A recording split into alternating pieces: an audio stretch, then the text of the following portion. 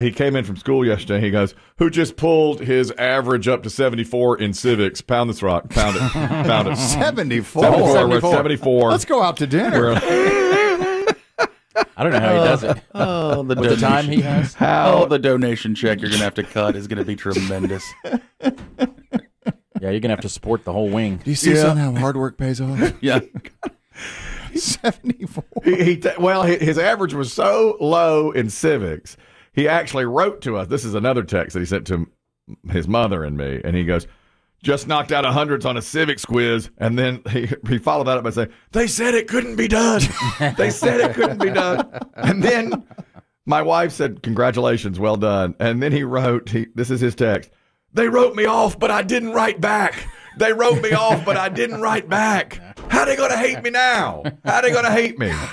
That's 100. If he could just transfer this sort of this prowess, I know this internet prowess, I know to academics. Something. And then I sent him a hallelujah gif, Elaine from Seinfeld, dancing, and he says ratio totally dated, dislike, and so it's too dated of a ratio. He ratioed me on that one.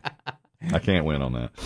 I always lose. I know this is going to sound old, but when I was in grade school, middle school, and high school, we had like a 5-point grade scale. Mm-hmm. Oh, I know. Now it's 10. Like I think a 95 was an A minus. 94 was a B. In high school. Really? Yep. A 94 was a B. Wow, that's pretty tough. Yeah, that is tough. I think I had like a 7-point scale. It was like 93 to 100 we was did A. 89 was a C. Wow, that's and tough. 88 was a C. Dang. Yeah, it was. I mean, they had no mercy. That's hard. And then when I got to college, everything was the 10-point scale. Yep. Correct. Which, it's like, oh my God, so much more leeway. For us, and this may be how Dave was, and we grew up country strong. Sure did. Look at you. Both of us. Yeah. We did. 2 words people use to describe you. Country strong. Small town roots and values. That's right. Small town girl. The 2 of us. And you said, and we were 93 to 100. Yeah, I think it might have changed in high school. In high school, I knew it. For middle school and grade school, it was 93 to 100 was an A, 85 to 92 was a B, and so on. For high school, we went to the 10-point scale. And what was failing then? For us, 72? In under 72 in grade school and middle school, but then you get to high school, and I think under 70 was failing. So under 70. In the most generous maybe of all 60. I think under 60 was maybe failing. under 60. Yeah, using the most generous of all scales then, what is your son's average letter grade? In that, what's a 73 or 4? 74 is C minus, and that's what he has. And we were jumping up and down, but we threw the confetti yesterday on that one. Pound it, pound it, pound. He's going to pull it out in the end. He always does. He's going to move that tassel. He's always. You still just need D's to graduate? Has that not changed? Dandy, D for dandy. My father used to say. Keep your fingers crossed on it. Yeah, and I've had several folks writing him letters of recommendation for college, and most of them don't know him. Yeah. Are you just saying leave this part blank and I'll fill it in later? Just let me fill it in. I say sign your name to the bottom of a blank sheet of paper, and then let me fill in. Are these people of means, of import, of impact? Trying to get people that that will be on the board, alumni. Well, I don't want to tell tales out of school, but you haven't asked me to write a thing. You got no connections. You were next on the list. Well, you went to. You know the truth. We don't want anybody who's met him. You've met him. No, right. That's why he's having so many lunches. Soon we'll hit the churches. Good afternoon, Father. That's exactly right. You don't want to go to school in Virginia. Well, see, Christy, I'm aiming too high. We're going lower than the VCU. Now, VCU was a safety school, and we're going lower than that.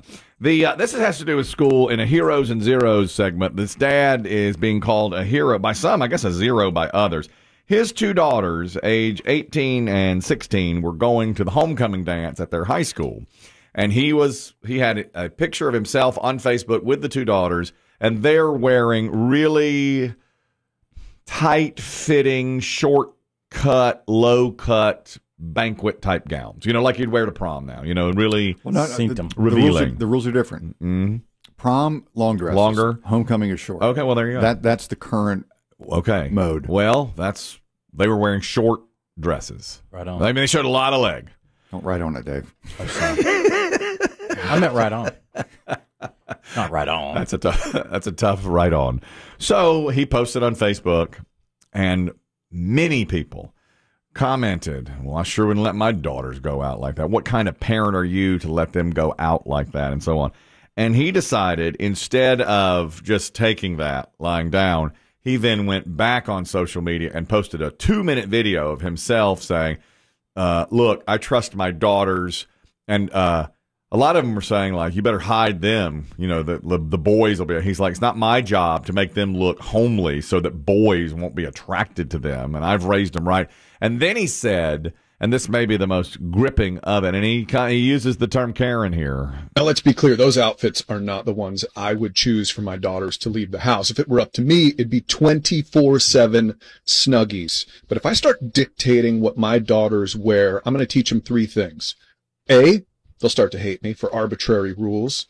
B, they'll start to lie to me. Or C, maybe even worse, that it's okay for a man to tell them what to wear because they look too good. And that ain't happening, Karen. Spam. And of course, I would have been the guy on that. If I knew what I was doing on social media, Oh, yeah. I'd have said, You're Judgy John. Oh, big time. You're the Karen. Totally. Release the Karen. That hit me right between the eyes. Yeah, you're worse. Right The worst, though, you'd be judging them, but also going, yeah. Stop right on him. We have to stop right on him that day. Right on. We cannot do that. So he's being called a hero now. And now many people are waiting and said, yeah, you tell them, you know, these Karens who are getting into your business. That's the fashion. That's what it is. Yeah, it's a transitional time for, I mean, I would not want to be a parent of a teenage girl. Oh, yeah, no kidding. It's tough. I mean, it really is. And a lot of these high school kids nowadays, they're in a group the whole time. That's true. They're not. I mean, I guess there's still some that go out on, you know, one-on-one dates to. It's really changed to homecoming or whatever the dance is, but there's usually 10 people I together. know. It's really changed since we were. I mean, Oh, yeah. when we were in I school, think it's like, that's who are you going to ask? I think that's a good step. Either you took a date or you didn't. You stayed at home like me. Yeah, me too. I had to work, but I wish. It's excuses. Don't make excuses. I wish it had been like that when we were in school. You could just go with 12 people and have fun. Yeah. It was like all this nervous energy of who you're going to ask, And I just said I had to work. I just looked. If I didn't sling the barbecue that night, who was going to sling it? You got to be served. I had to serve it, and I did. This is a. He doesn't really have to work. Okay. Is this a hero or a zero? Another climate change activist has targeted yet another painting. It's funny, we had the story when Biggie was in Florida, and I just saw your reaction, your face and your hand says it all, like these protesters. B.B. Shea, who was filling in for you, had the exact same reaction. He wanted to fight these folks that were throwing mashed potatoes or something on tomato it. soup. Yeah. Tomato soup. It's all of it. I know. Mustard. He wanted to fight them. This time, they were in the Netherlands at a museum, The Hague. And the painting is called Girl with a Pearl Earring. No. You've seen it. You Of know. course. You know Legend. that. It's pretty famous. They made a movie out of it with Scarlett Johansson. It's a famous painting. They glued their... Is that a Vermeer? Yes. Oh, God, I wrote it down. And I didn't know how to say it. I looked at that, and I was like, I ain't saying this guy's name because I don't know how to... Well, I don't know how to say it. Took a little bit of art history. What'd you call him? Vermeer? That's right. Is that right? Yeah, Vermeer. That's exactly right. I looked at Johan. Dutch? Johan Vermeer. He is a Dutch, think so, yeah. Dutch artist. And Girl with the Pearl Earring is the painting. I looked it up. I thought, that sounds famous. It is. I mean, I've seen it many, many times. So this is the event as it took place. How do you feel? How do you feel when you see something beautiful and priceless being apparently destroyed before your eyes? Where is that feeling when you see the planet being destroyed before our very eyes? Obscene. Shame on you, obscene. And he glued his forehead to the painting. Wow, right to her earring? Yes. Like face to face, because she's kind of looking over her Yes, shoulder, yeah, her he left got- shoulder. he got her. No damage to the painting. It was covered. Lucky. It was Well, covered in they're all glass. behind glass now, Covered in thank glass. you. They have to It's be. covered in glass. If I were in a swear. museum nowadays, I'd be scared as hell. I know. That's right. Oh, yeah. Yeah. These people make me want to go buy a diesel truck and do donuts outside of a Greenpeace office while listening to Kid Rock. Just coal roll them. Yeah, I want to put on Kid Kid Rock Rock. and just do donuts outside a Greenpeace office. It is. It's doing, like, you hear that and you're like, shut up. Yeah. Why? Stop messing with the great paintings. Or are they getting attention and are they doing. Well, they're getting attention. is working. I mean, it's working. But I don't think it's changed anyone's mind. And it's certainly not changing the climate. But does it bring so much attention? I mean, protests do eventually over time work, right? Some. They can. They can, but I think this is the entirely wrong way of doing it. They're getting attention, but not well. good. But we're older folks. Do you think someone who is in high school, in college, would see this and think, I admire their passion? Maybe they do. If they do, put them up for adoption. I think it might be too late at that point in a child's life. Or is their mindset already made? So if you are really into the environment, you say good for you. Or if like us, we're like, yeah, of course you care about the environment, but you don't want you think it's a bad thing. You look at it and go, oh, that's horrible. You know, when does your opinion like that form? You know, when do you? I don't know, but you don't have to mess up other nice stuff. Well, I mean, I agree with you. I agree with you. You heard what he was saying. Does this look, when I destroy a piece of art, does that make you feel bad? We're destroying the earth. That's what they're saying. I get it, but it doesn't justify it. No, I totally agree with you, but they don't. They don't agree. But you have to do something outlandish if you want to get your point out there. Otherwise, it's just like we never know. We never pay attention. If you don't do something that really draws attention, then what's the point? You know. But I think this just makes more people against their cause because most people have common sense and common decency. Yeah. And this doesn't. This totally goes against that. Mm-hmm. But it does put their message out. I'm with you. You know what they always tell us? They say, you know, it's better to be like you either want to be loved or hated. You don't want to be like people indifferent to you. And so what they've done here is some people absolutely hate them. Some people, a few, love what they've done. But it's not middle of the road nothing. You know, it's not just here, let's sign something on in the internet, which 1 million people have done. I don't know. I mean, but when I see it, I'm like, ugh. The ozone layer shrunk last year. Oh, great. Well, then they did their part. So that's, throw that in their face and say, now get off the painting. Get out No, of the we don't museum. want that to shrink. No, you do. You want it smaller. You don't want the big hole. The hole in the ozone. Has shrunk. That's right. Yeah. I'm sorry. The hole has shrunk. Well, that's good news then. So there's that. Okay, another hero here today. He's speaking out against, well, this could be a zero also. You decide. He's speaking out against Target because he says there are no plus-size male models in Target. And you put this man in the hero column? Well, I didn't know. I guess he'd probably be a zero. He went to Target, and he sees a lot of plus-size models for women. You do. And you do see that. That's right. Remember, I recently went to the mall, and I was surprised how many... There were photos and models of larger women, and I went up to an employee and said, "You've got the wrong. You've been hacked. You know, this is not." Somebody put up the big girls. Excuse me, we're the hot girls. There used to be hot girls at the mall. No, he went into Target and said, "When I see all these, good representation of women, what about men?" So I'm at Target with my wife doing a little shopping. I noticed something that maybe you've noticed. You got overweight female models of all different. Here, look at that lady and that lady and that lady. And before you get all mad and be like, what's wrong with being overweight? Ain't nothing wrong with being overweight. I'm a big person myself. But here's the thing. Look at the male models. That dude's like $110. Look at all the male. Super skinny, ripped, skinny. With his nails painted, all right. So women get overweight models to help them feel more comfortable. But men don't? Okay, Target. I see your game. Very gender, sex, bigot. I'm not sure what it's called, but I'm mad about it. But I'll tell you, I don't think we'll see some chunky dude models? No. I don't. Does he mean the photographs, or is he talking mannequins? The mannequins, I think. They were ripped. They were. Yeah. They are. I don't remember seeing a lot of guy mannequins. Not many. There's a couple in there. The Big and Tall store only started using plus-size models a few years ago for men. Yeah.